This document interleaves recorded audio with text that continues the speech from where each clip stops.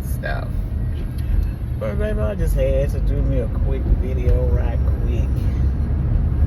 Because before I left my place, I was checking emails. And these emails were about people that have like divorced, separated, all that good stuff, But it's not really good, but sometimes it's good. When the Lord tell you to move on, that's exactly what he means. That means he has something else better for you. But I was reading, and I was like, I was reading in particular, is quite a few of them sort of the same. This guy had done this is a married couple, they're divorced now, did his wife so bad. He left her in a house and she didn't work. Of course he was cheating or whatever, so I guess I just assume that he went to be with his lover. But I didn't say any of that because at the time I wasn't sure, So just yet. And she said this person, and let me say this, everybody can change. It don't matter how bad you are, how bad you do folks, everybody can change, but she said this person was on social media talking about the Lord and doing and being, respecting people and all this. Now, mind you, there's always two sides to every story, but this is what she told me. This person left her in a house, okay, that she didn't work, so she became pretty much homeless. And to add insult to injury, he filed for custody, but he only filed for custody of the children after she started dating someone. Okay, he wasn't worried about that while she was single, and this resonates with me. Okay, and my kid's dad, when I was married to him and everything, and we divorced and all that stuff, and I was like, oh my God. And what popped up on my TikTok feed, and I know that I blocked him, but it came up on my feed anyway. This was a sign. Then I sort of, I'm like, oh my God, it brought me back to the video, not the videos, the emails I was reading. Like, this really resonates. And I had to ask God if it's time for me to start speaking up because of what he actually done to me and my children. I've been waiting on the Lord to give me that. Okay, we don't want to start saying stuff when the Lord says it's not time.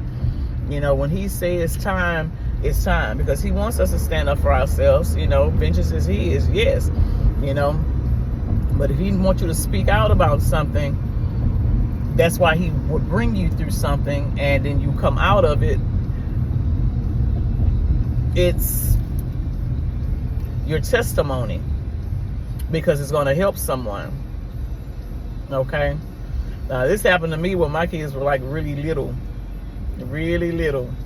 They're grown now, but and I looked, and he was saying the same stuff, talking about the Lord this and the Lord that. But mind you, these people, the people that he told lies to about me being a bad mother, a bad wife, and all that, was totally lies, of course. But it was not time for me to speak out on any of that.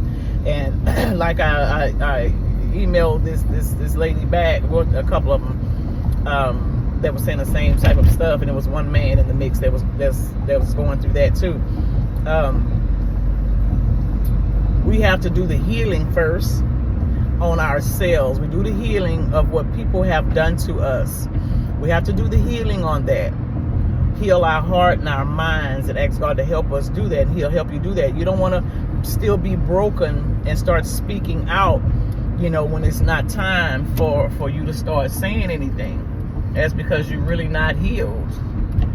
you know, and God hasn't put things in place for you yet, you know, and so he could back up everything you're saying, you know. But when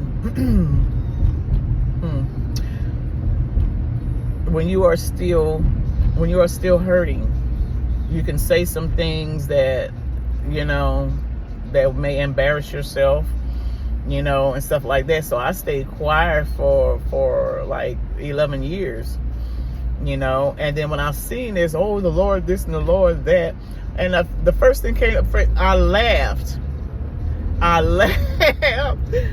because the audacity and the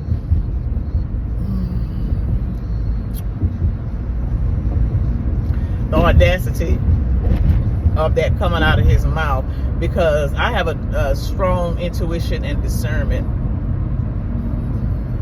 I knew that he was talking out the side of his neck. He had to lie to everybody, and this is only to justify him taking me to court when I had no money at the time, taking me to court, taking my kids from me, and all kinds of stuff, lying to people that he knew and we knew together, you know, lying to these people, and the Lord said, keep your mouth closed. I'm handling that. I mean, and I want you stronger. I'm helping you heal. Because when he think he didn't got away with all of that, then that's why I come in to sucker punch, you know. And that I was fine with that. It's whatever the Lord says in my life, that's what goes, baby. But he was, oh, the Lord's this, oh, this, that, and other. I was like, well, maybe he have changed. Baby, my intuition said, hell no. And I said, wow, what are these people going to be thinking about him when they find out proof that he has been lying to them about me, or why he took my kids. He took my kids because I was moving on with my life. And God had some things for me to do. You know, I had to heal from certain things. God does things for purpose. And a chosen one's purpose in life is never easy. It's never easy, you know. And we would spend most of our lives on our knees praying, like, you know, and asking, why me? Well, why not you? Because your purpose is bigger. And when God sits you at the head of your table, your enemy is going to be sitting there too, because you're at the head of the table, because you've passed all the tests. God will send duds your way. He will send duds your way, and he's going to send another one until you learn your life lessons, so you can go out there and help someone that's going through what he's brought you through. We wonder, oh God, I gave this person my all, I did that, and then they stabbed me in the back. Well, I hate to say it like that, but it's life. We don't go through anything for nothing, you know. And because of what I've been through, I help a lot of women. I help a lot of women that been through what I've been through, in just about every situation in my life, you know. So we have to keep our heads up, baby. We have to thank God for the trials. We have to thank God for the struggles, because it makes us a better person. You don't go through things, hardships and turmoil in your life without purpose, because when you come out, you're so strong, you're so ascended, you know, and God will lead people to you. You'll have a light within you, and the broken will come and gravitate you. Because I asked the Lord one time, I said, Lord, why do you send me all these broken men that other women have used up, beat up, took all their money, cheated on them with the best friend, and cheating on them with their managers, and and squirreling away money and having babies by with other men and get all kinds of stuff. Like, why I have to get all the broken men that I have to try to heal? You know, because after a while, that started getting real old. That started getting so, I mean, because in the process, I was getting broken, you know, but I never lost my faith. I had to go through it. I had to go through it. Not having a car, I lost everything. The Lord said, I'm about to take you somewhere and you have to be worthy, because I'm going to bring someone into your life that is ordained to be your husband. I'm going to send you duds, but you have to figure out if that's a dud or if that's the one that I have for you. Now I may send one or two, and if that's that I have for you. Now if they fumble it, then they're going to get karma, because they have karma that they have to pay for, you know, what they done to other people. I'm walking karma. You know, God does not give his toughest assignments to punks. It don't work like that. And I had to understand that. And I accepted it. I have a job, a mission to do on this earth, and we all do. When you see yourself going through so much, well, the assignment is giving to the beast. God knows you are a beast, and he knows you are going to pass. He knows it. He don't give his toughest assignments to weaklings. He don't do that, because he know you're going to come out of it. You know, but I am writing a book. I've been writing the book for like 2 years, you know, and I just been like, oh, it's taking me that long because I'm still on the journey, my life journey. And I know it's going to help men and women, because men go through stuff, you know, men go through things like that when it comes to, you know, women taking their kids from them, cheating on them, they broken, you know. When you see that, you know, happening, well, God, all these broken, you know, all these broken men coming toward me, all these broken women, you know, the men are saying all these broken women is out here Jezebelling and all that. Man, I want me a real one. We have to earn a real one, because they are divine counterparts that God has waiting for you. And when you pass all of these tests, which God knows that you will, however long it's going to take, you know, it's pretty much up to you. But if you keep doing the same thing, you keep accepting the same type of person, man or woman in your life, and they bring you through the same cycles, and you find yourself doing the same old, you're not changing, your standards are still low when it comes to having a man or woman in your life. You know, some people are attracted to how a person make their living, how much they make, what a person may look like. When it is down to a man, a woman's character, how they treat you, how they treat other people. You know, when we learn that lesson right there, okay, well, that's a sign for the universe to bring that that divine kingdom spouse into your life that will put you on that pedestal where you belong, because you are the king, you are the queen, because you have, ooh, baby, you made it through without giving up. Really? You made it through. You made it through.